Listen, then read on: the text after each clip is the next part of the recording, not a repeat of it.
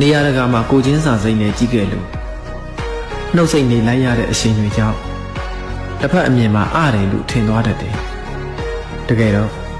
တိထားတာကိုမတိတယ်လို့ဟန်ဆောင်နေပေးလိုက်တယ်ဆိုတာတစ်ဖက်လူကိုလေးစားမှုရှိတယ်လို့တချို့ကနားလည်မှုကိုတန်ဖိုးထားလိုက်တာပါတိခတ်ခြင်းတွေမှာအတိုင်းအတာရှိတယ်လို့အားနာခြင်းတွေမှာလည်းနေရာဒေသအလျောက်ပြောတဲ့မပြောတဲ့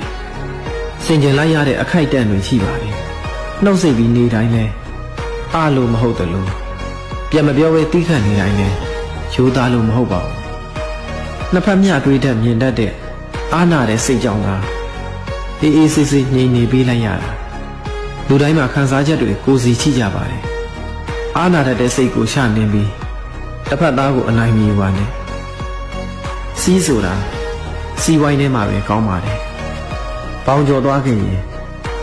အချိန်ကတိခံခဲ့တဲ့အရာတွေအားလုံးဟာဒေါသအဖြစ်နဲ့ပြောင်းလဲသွားတတ်တယ်